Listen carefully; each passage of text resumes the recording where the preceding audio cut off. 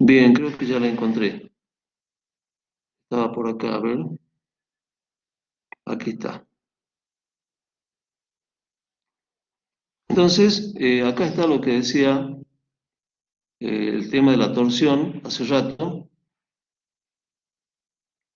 que hablaba y decía yo de la presencia de dos situaciones dentro de esta torsión, una en la cual, acá es la original, no sé si se me sigue, ¿se puede escucharme? ¿Sí?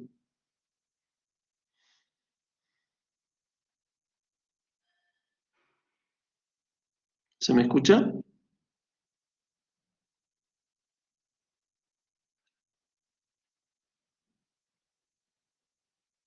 Bien, fíjense acá, eh, la situación original es el centro de masa y el centro de rigidez.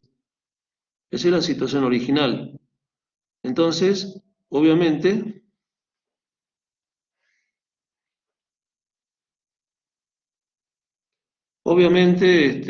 al venir el corte y aplicarse sobre el centro de masa, genera una torsión. Esa sería la torsión natural, diríamos, la propia de la excentricidad que existe. Pero bueno, debido al efecto dinámico y debido al- a la excentricidad accidental también, se producen dos efectos, uno que aleja el centro de masa respecto al centro de rigidez y otro que lo acerca tanto que puede incluso pasar al otro lado de la línea que une a los dos centros.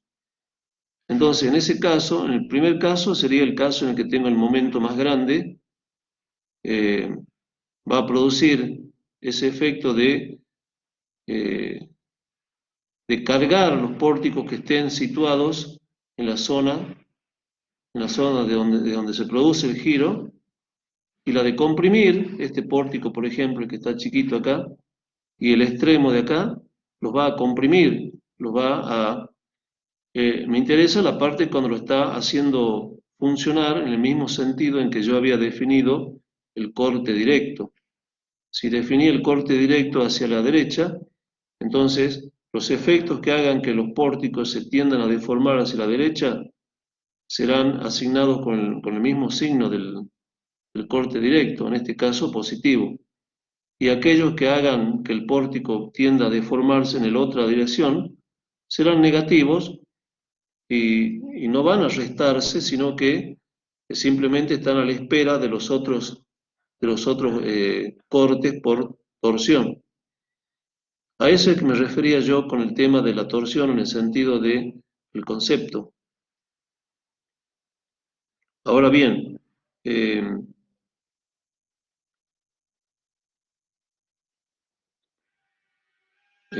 habíamos dicho de que la torsión era la influencia esa que teníamos cuando no había coincidencia entre los dos centros que se encuentran en cada una de las plantas. Eh, ya hemos hablado respecto,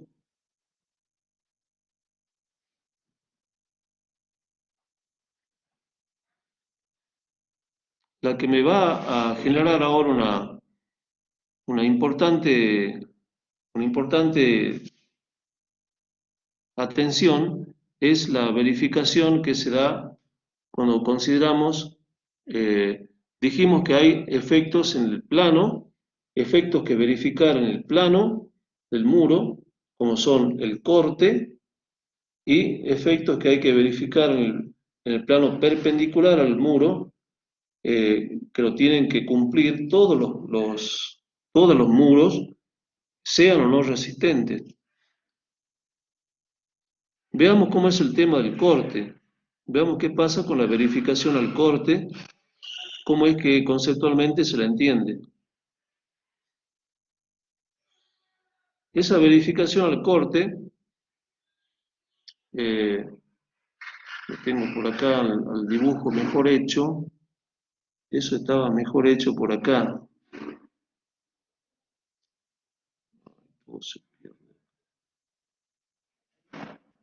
todo se pierde. Cuando uno necesita, desaparece.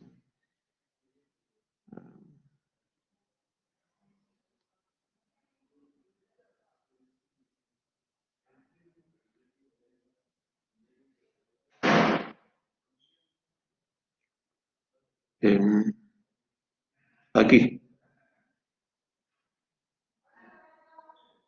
este de acá. Acá tenemos entonces la verificación al corte presentada de manera conceptual. Consiste, consiste esta verificación en tomar el, el corte último generado sobre el muro por esa distribución de la cual habíamos recién terminado y ya repartiendo su efecto en cada uno de los paños que se consideren para el muro, siempre proporcional a la longitud de cada panel. Nosotros ya la hemos hecho directamente, hemos encontrado el efecto directamente en cada paño de ese muro. Entonces acá está lo que decía, la verificación de resistencias tiene una parte que se realiza en el plano del muro, en el cual se verifica el corte, y la otra parte, la flexocompresión, que generalmente se lo hace de una manera indirecta, esa verificación, controlando las relaciones de las dimensiones, las relaciones de dimensiones que tiene el, el muro y la contribución de los encadenados. Es decir, ya vamos a ver cómo es esa verificación. Comencemos con la de corte. La verificación de la resistencia al corte lo que hace es comparar la resistencia de diseño del corte, la corte del muro, con la resistencia, con el corte que le está requiriendo el muro. O sea, ese B sub D lo comparamos con el corte que lo está requiriendo el muro, que es el que hemos encontrado ya para cada uno de los ejes.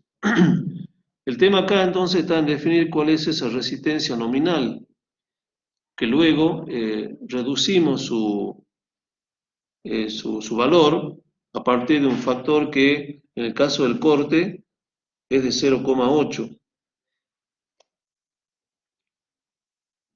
Esa resistencia nominal tiene que ver con la contribución propia. Fíjense ustedes, acá está la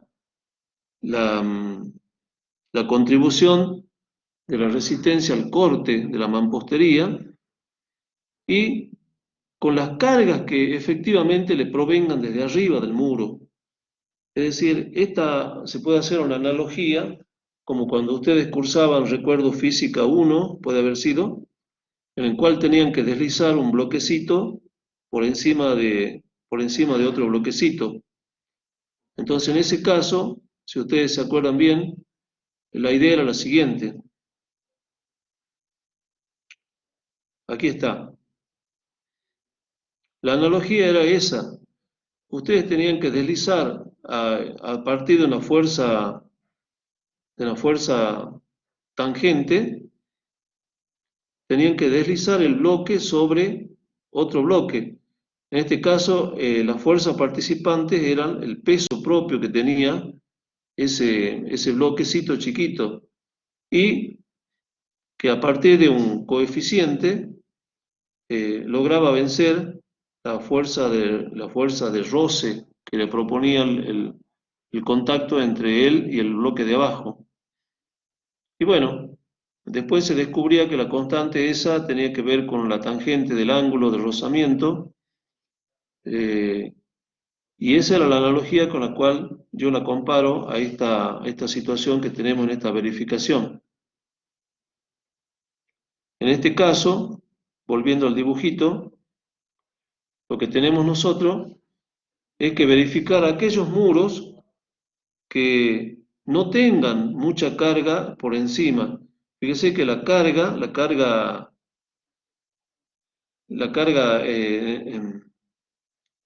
normal que tenga el muro sea otro muro encima o la descarga de losa, por ejemplo, ayudan a la verificación, es decir, van contribuyendo a la posibilidad de que los paneles de mampostería soporten estos cortes que están solicitando.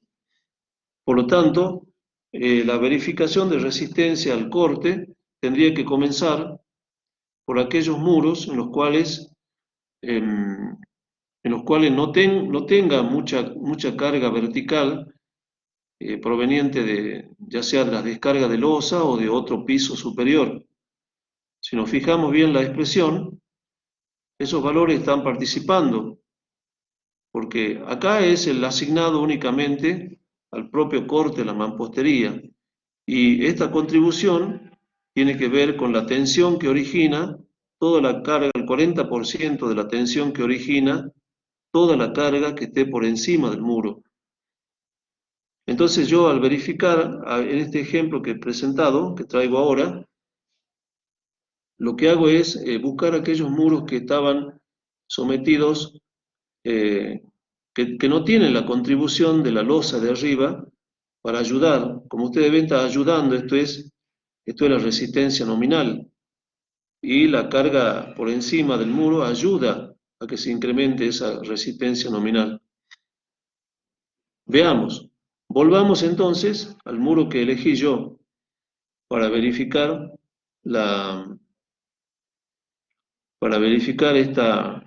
para hacer esta verificación al corte.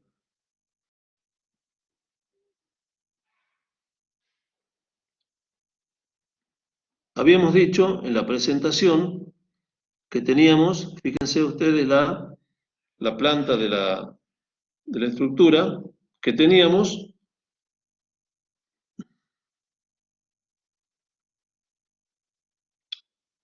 fíjense que teníamos la distribución de las descargas de las viguetas.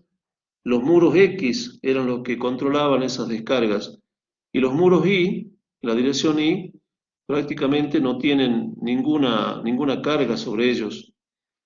Entonces, por eso es que tomé el muro este que está acá, que luego lo llamé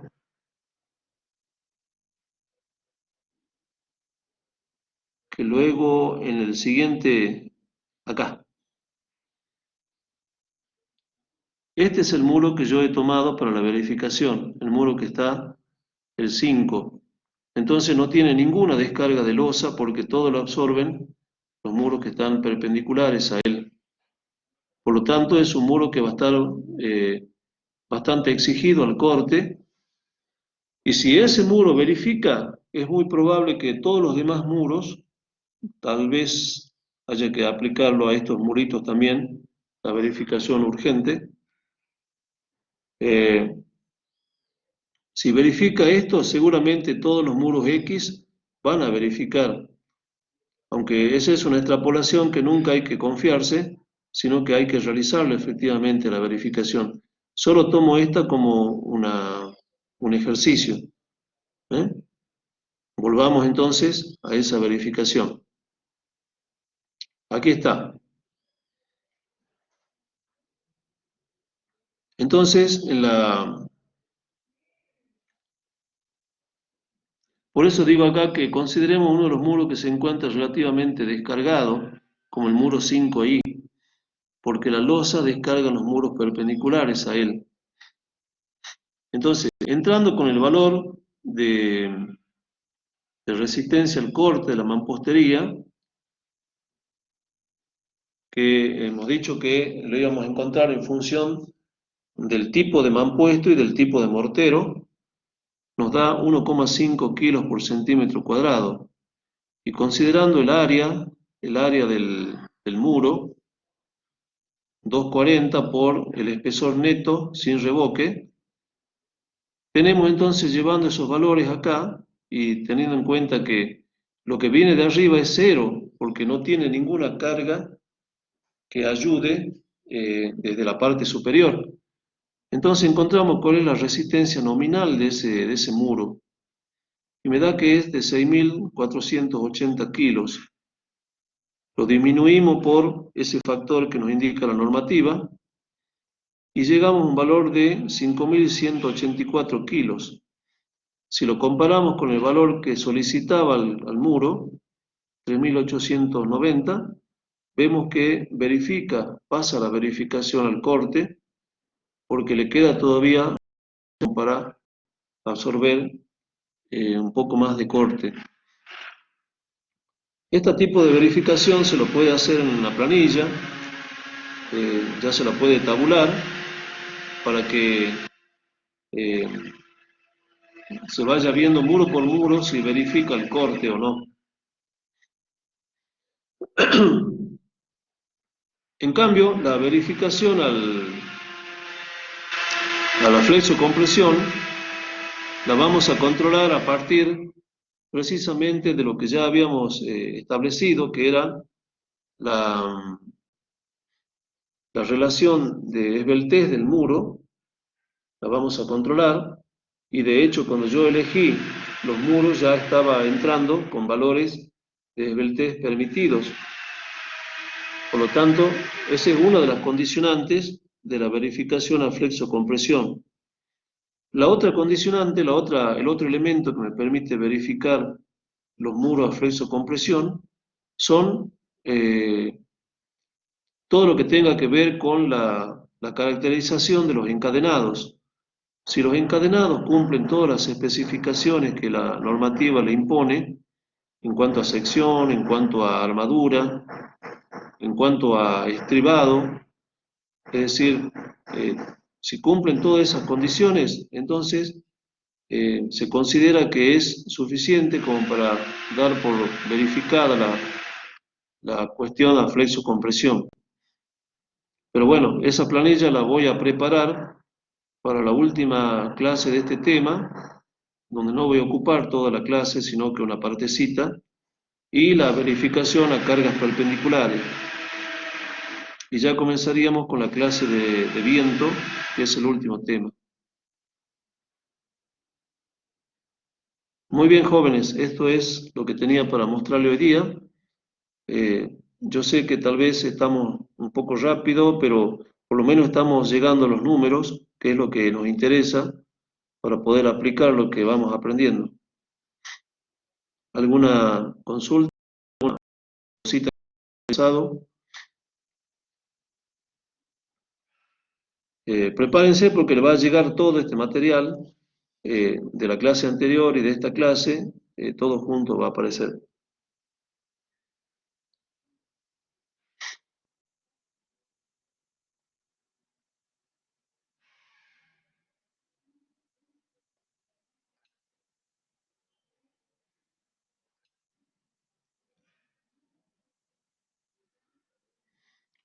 No nos descuidemos en el trabajo que estamos haciendo para la actividad con la gente de Colombia.